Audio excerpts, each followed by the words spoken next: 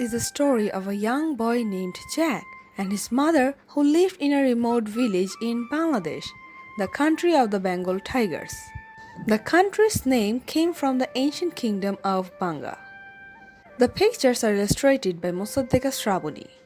I'm Rubaiyat Afrin and we would like to take you on an adventure through our country of Bangladesh. This series is titled Cultural Appreciation Series, where our friends at Empowered commissioned artists to reimagine well-known stories to be happening in other cultures. Our story is Jack and the Beanstalk, and the country here is the one I'm blessed to be born in, the Republic of Bangladesh. This is the second video of the Bangladesh series. Hope you got to see the first. Our story opens in the monsoon season, when annually there are heavy rains. Sadly, much loss happens in Bangladesh. Same happened to Jack's mom. She lost her paddy field and her vegetable and herb garden. They have lived off that and their brown cow since Jack's father passed away.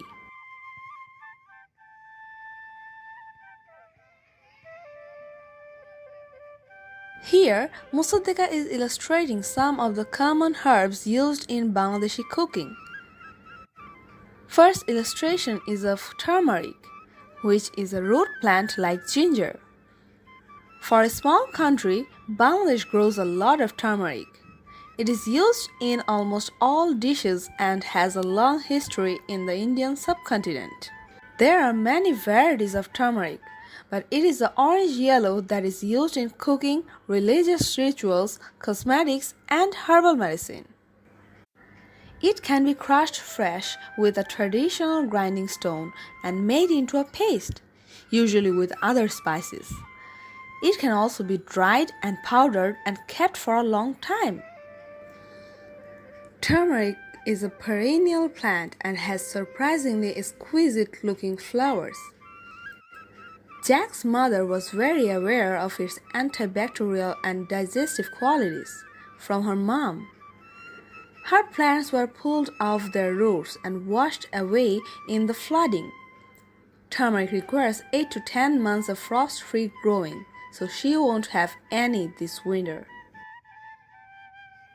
We use turmeric in almost all curries and drink it with milk to treat sore throats. This particular ingredient is so important in Bengali culture that there is a whole occasion on its name before marriage, known as Gaye Holud.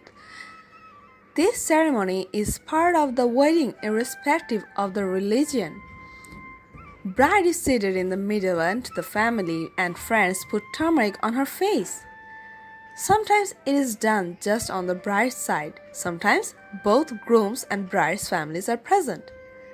The turmeric paste is supposed to cleanse, soften, and brighten the skin, and hence the name. Thinking about all this, she sure was thankful her house remained safe because of the many canals she and her husband manually dug to root water away from their house.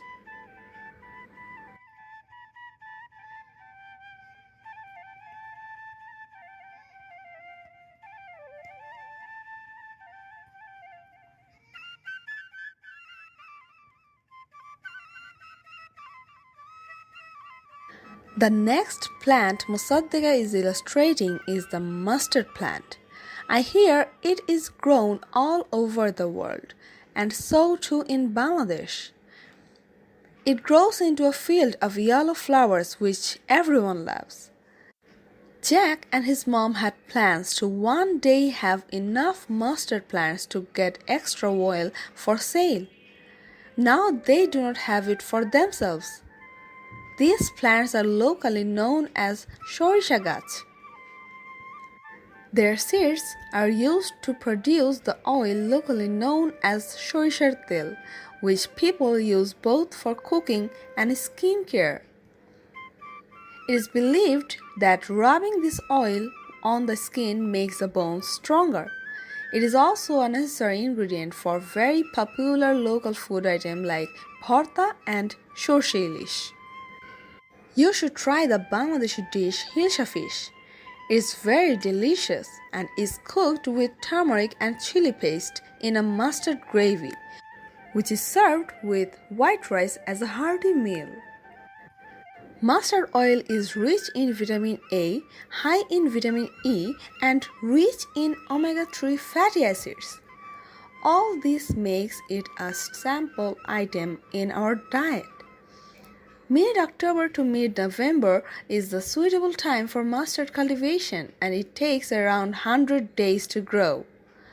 Mustard oil is made by grinding mustard seeds, mixing the ground seeds with water, and distilling.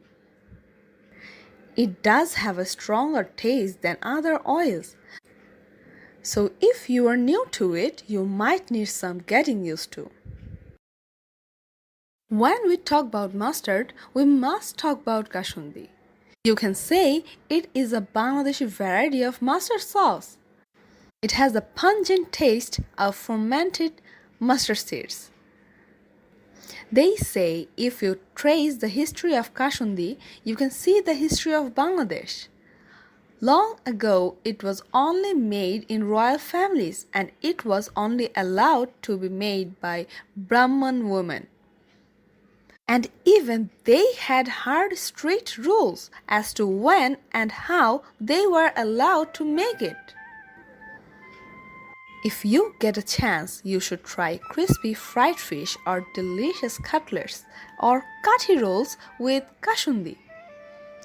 All Bangladeshis love it. If non-Bangladeshis have tried it, please comment so to Bangladeshis. Please share your recipes and stories about kashundi.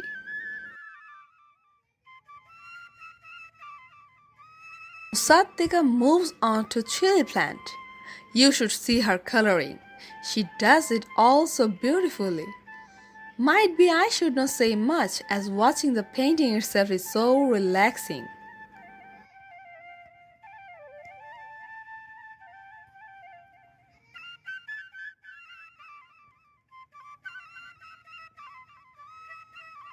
You know Asian food is hot with different chilies. People in Bangladesh even eat green chilies raw for that extra heat. It is also used to prepare moricher achar, which is basically a pickle of chilies, and put it in aloo bharta, begun bharta, jhalmuri, etc.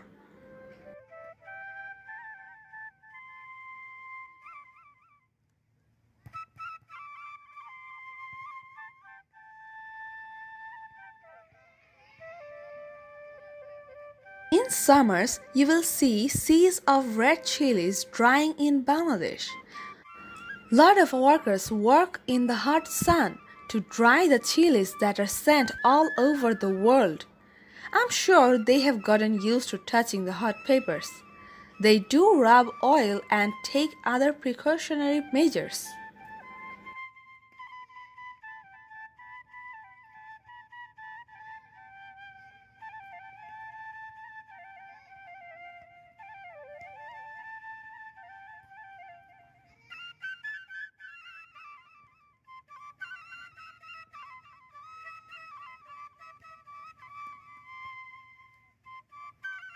Story goes, Mother felt sad about the loss of her garden, which was full of vegetables.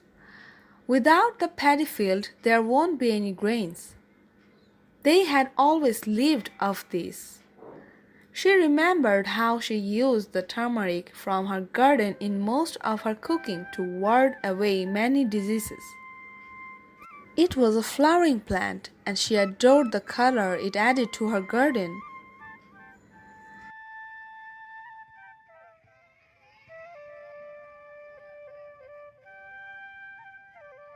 She even had a few mustard plants and a tall curry leaf plant which were essential for Bangladeshi cooking. Fortunately, the curry leaf plant survived, but not the mustard plants.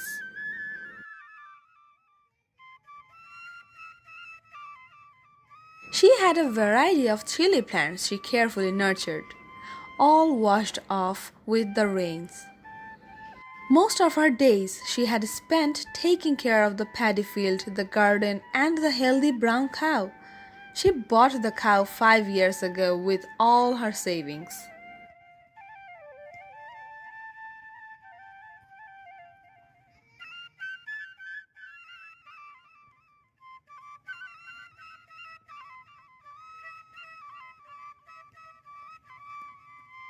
For today, I must end the story knowing Jack's mother is sad about her loss.